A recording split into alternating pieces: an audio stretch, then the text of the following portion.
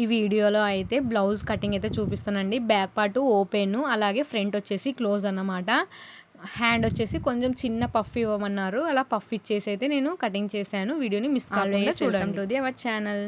చూడండి, ముందుగా అయితే బ్లౌజు చెస్ట్ అయితే చూసుకుంటున్నాను నేను. చెస్ట్, నడుము లూజు, చెంక డౌన్ అన్నీ చూసేసుకొని స్లేట్లో రాసి పెట్టేసుకుందాము.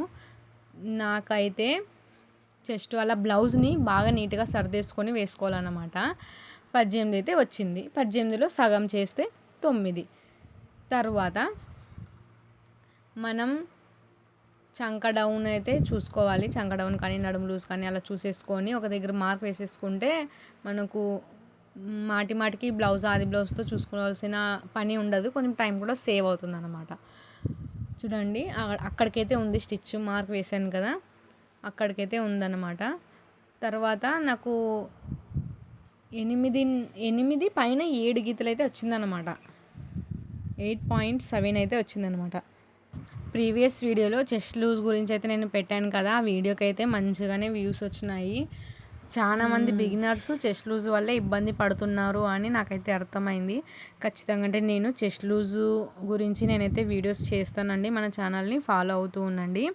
అలాగే మీకు ఇంకా ఏమైనా ప్రాబ్లమ్స్ ఉంటే అవి చెప్పండి. నేను షార్ట్ వీడియో ద్వారా కానీ లేదంటే లాంగ్ వీడియో ద్వారా కానీ మీకు ఈజీగా చెప్పడానికి ట్రై చేస్తాను అనమాట.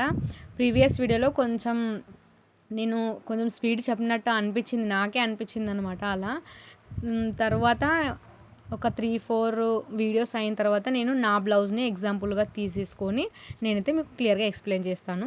చూడండి, నడుము లూజ్ అవన్నీ చూసేసుకున్నాం కదా. తర్వాత పొద్దుపాటు అనేది నేను కింద వైపు వేసేసుకున్నాను. ఓపెన్స్ అన్నవి ఆపోజిట్లో ఉన్నాయన్నమాట. బ్యాక్ బెల్ట్ కోసం 1 మార్కు, దాని ఖర్చు కోసం 1 మార్కు, అలాగే హైటు, తర్వాత షోల్డర్స్ కోసం 1 మార్కు, అలాగే డీపు. ఇదైతే బ్యాక్ ఓపెన్ అనమాట. బ్లౌజ్ వచ్చేసి బ్యాక్ ఓపెను.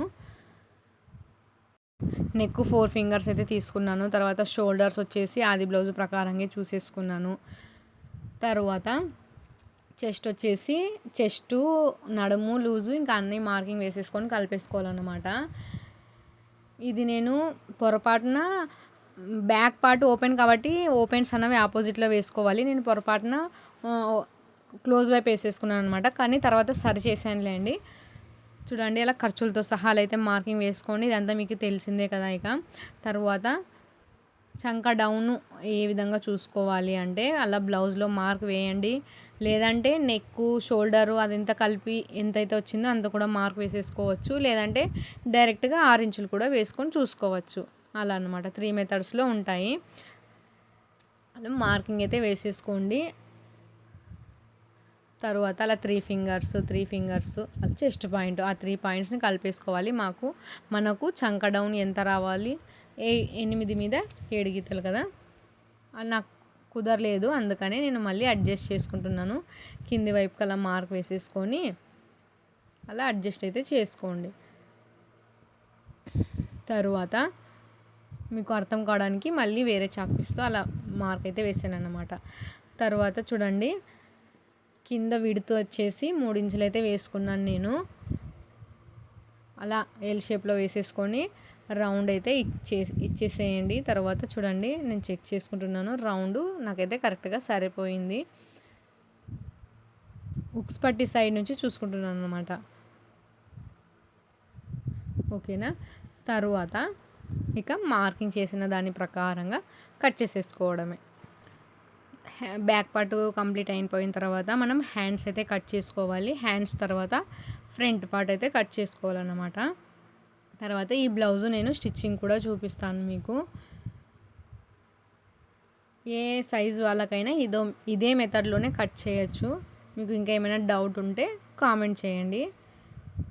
చూడండి, బ్యాక్ పార్ట్ అలా అయితే వచ్చేసింది కదా. కొంచెం అలా షేప్ ఇచ్చేస్తే మనకు ఫిట్టింగ్ అనేది బాగుంటుంది అనమాట. బెల్ట్ అతికించుకుంటాం కాబట్టి అలా షేప్ తీయండి, బాగుంటుంది. బెల్ట్ మాకు అతికించుకునే టైం లేదు, మాకు అంత ఇంట్రెస్ట్ లేదు అనుకుంటే ఒక 2 ఫింగర్స్ అంతా ఫోల్డ్ చేసేసుకొని ఎమ్మింగ్ చేసుకోవచ్చు అనమాట డైరెక్ట్గా. తర్వాత హ్యాండ్స్ కోసం నేనైతే 4 ఫోల్డింగ్స్ అయితే చేసుకున్నాను. తర్వాత అక్కడ హెచ్చు తగులు ఉండడం వల్ల కట్ చేశాను అన్నమాట. తర్వాత ఖర్చు కోసం ఇది కట్ వర్క్ మాదిరిగా వచ్చిందనమాట. అలా ఫోల్డ్ చేయడానికని నేను ఖర్చు తీసుకున్నాను. వాళ్ళు ఒక 3 ఫింగర్స్ హైట్ అనేది పెంచమన్నారు. అందుకని 3 ఫింగర్స్ హైట్ అయితే పెంచాను.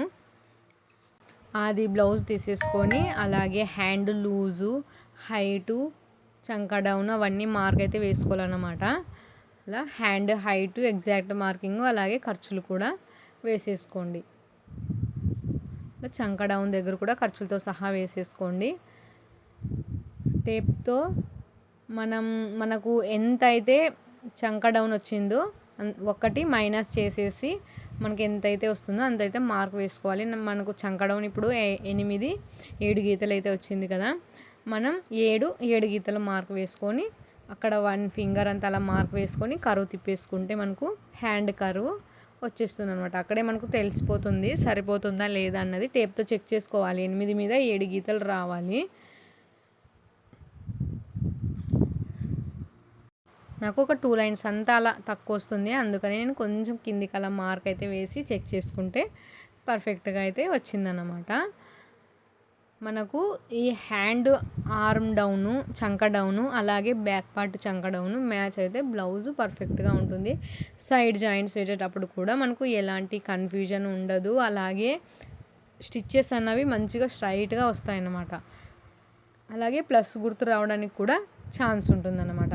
తర్వాత చూడండి, పఫ్ ఇవ్వమన్నారు, చిన్నగా పఫ్ ఇవ్వమన్నారు. అందుకని నేను 3 ఫింగర్స్ కల్లా మార్క్ వేసేసి మళ్ళీ కర్వ్ అయితే కలిపేసాను అన్నమాట. అలా ఒకవేళ టేప్తో అయితే మనకు 2 ఇంచెస్ కూడా అలా మార్క్ వేసుకోవచ్చు, 3 కూడా వేసుకోవచ్చు. మనకు పఫ్ ఎంత అయితే కావాలనుకుంటే అంత మార్క్ అయితే వేసుకోవచ్చు అన్నమాట. వాళ్ళు కొంచెం చిన్నగా పెట్టమన్నారు, అందుకని అలా 3 ఫింగర్స్కి అయితే పెట్టేశాను. ఇక ఖర్చులతో సహా అలా మార్క్ అయితే వేసేసుకొని మార్కింగ్ చేసుకున్న దాని ప్రకారంగా కట్ చేసేసుకోండి. మనం ఖర్చులు మార్క్ వేసుకున్నాం కదా, అక్కడ మాత్రం స్ట్రైట్గా మార్క్ అనేది వేసుకోవాలి. తర్వాత మిడిల్లో చిన్న కట్స్, అలాగే అక్కడ మనకు పఫ్ మనకు ఎక్కడి వరకు అయితే కావాలి అనేది మనకు గుర్తు అయితే కావాలి కదా, అందుకని అక్కడ కూడా ఒక కట్స్ అయితే ఇచ్చేసేయండి. తర్వాత 1 సైడు క్లోజ్గా ఉంటుంది, ఓపెన్ చేసేసుకోండి. ప్యాచెస్ పడతాయి హ్యాండ్కు. తర్వాత అలా వస్తాయన్నమాట, పఫ్ అనేది అలా వస్తుంది. నేను స్టిచ్చింగ్లో కూడా చూపిస్తాను మీకు, లోత్ అన్నది స్టిచ్చింగ్ తర్వాతే చూపిస్తాను. తర్వాత మంచిగా క్లాత్ని అయితే నీట్గా సర్దేసుకోండి. ఫ్రంట్ పార్ట్ అయితే కట్ చేసుకోవాలి. మనం ఫ్రంట్ పార్ట్ కట్ చేసుకోవడానికి నేను చూడండి ఓపెన్స్ అన్నవి మన వైపు పెట్టుకున్నాను, కానీ క్లోజ్ ఉండాలి కదా. కానీ నేను ఏం చేశానంటే క్లాత్ అతికించుకోవడానికి ఖర్చులతో సహా మార్క్ వేసుకున్నాను అన్నమాట. ఇక బ్యాక్ పార్ట్ ఎలా ఉంటే అలా మార్కింగ్ దింపేశాను. ఇప్పుడు నెక్ డ్రా చేస్తాను చూడండి, నెక్ డ్రా చేస్తాను. అలా షోల్డర్స్ని ఈక్వల్గా పెట్టేసుకొని ఫ్రంట్ పార్ట్ చూడండి, నెక్ చిన్నగా ఉంది కదా, అలా మార్క్ వేసేసుకోండి. ఖర్చులతో సహా రౌండ్ అయితే తిప్పేసేయండి. తర్వాత మళ్ళీ అది బ్లౌజ్ తీసేసుకొని ఆ రౌండ్ సరిపోతుందా లేదా అనేది చెక్ చేసుకోవాలి. పైన ఖర్చులు వదిలేసి చెక్ చేసుకోండి. నాకు కొంచెం అలా అనిపించింది, అందుకని మళ్ళీ కొంచెం సరి చేసుకున్నాను అన్నమాట. ఇప్పుడు ఆ ఖర్చుల్ని వదిలేసి క్రాస్ బెల్ట్ ఎక్కడికైతే ఉందో అక్కడికి, తర్వాత మనకు టక్స్ వస్తుంది అక్కడ, టక్స్ కోసం అలాగే క్రాస్ బెల్ట్ అతికించుకోవడానికి ఖర్చులు, అలాగే మెయిన్ డాట్ పట్టేసుకొని చెస్ట్ హైట్ చూసేసుకోండి. అక్కడ వచ్చేసి 1 ఫింగరు, తర్వాత ఆ 3 పాయింట్స్ని కలిపేసుకొని కట్ చేసేసుకోవడమే. ఇక్కడైతే పవర్ కట్ అయింది, అందుకని మీకు కొంచెం చీకటిగా కనిపిస్తుంది. నేను క్రాస్ బెల్ట్ కూడా కట్ చేసుకున్నానండి, అవి ఓపెన్స్ ఏం చేయలేదు, క్లోజ్గానే ఉంది. తర్వాత నేను స్టిచ్చింగ్ అయితే చూపిస్తాను మీకు. వీడియో ఇంతటితో ఆపేస్తున్నాను. వీడియో నచ్చితే లైక్ ఇవ్వండి, ఏమైనా డౌట్ ఉంటే కామెంట్ చేయండి. Bye bye.